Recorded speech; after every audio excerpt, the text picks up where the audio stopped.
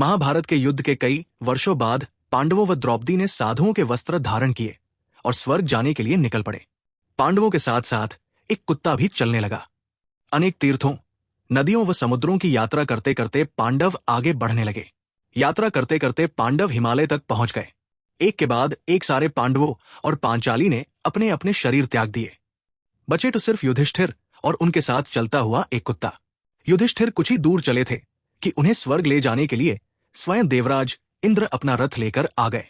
तब युधिष्ठिर ने इंद्र से कहा कि मेरे भाई और द्रौपदी मार्ग में ही गिर पड़े हैं, वे भी हमारे साथ चलें, ऐसी व्यवस्था कीजिए।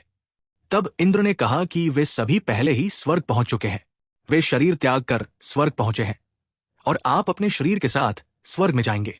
इंद्र की बात सुनकर युधिष्ठिर ने कहा कि यह कुत्ता मेरा परम भक्त है, इसलिए इसे भी मेरे साथ स्वर्ग जाने की आज्ञा दीजिए।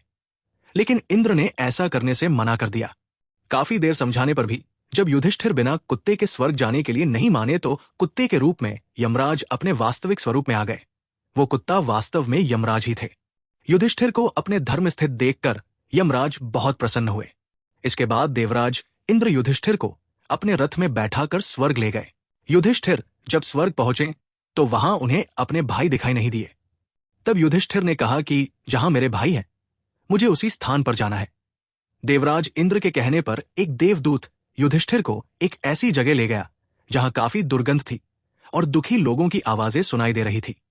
जब युधिष्ठिर ने उनसे परिचय पूछा तो उन्होंने स्वयं को भीम, अर्जुन, नकुल, सहदेव और द्रौपदी बताया। अपने भाइयों की ऐसी हालत देख युधिष्ठिर ने उसी दुर्गम स्थान पर रहने का निश्चय किया। जब देवदूत ने ये बात जाकर देवराज इंद्र को बताई तो वे स्वयं वहां आए। ऐसा होते ही वो स्थान सुगंधित हो गया और वहां प्रकाश फैल गया। देवराज इंद्र ने युधिष्ठिर को बताया कि तुमने छल से गुरु द्रोणाचार्य को उनके पुत्र की मृत्यु का विश्वास दिलाया था, इसलिए तुम्हें थोड़ी देर के लिए नरक देखना पड़ा।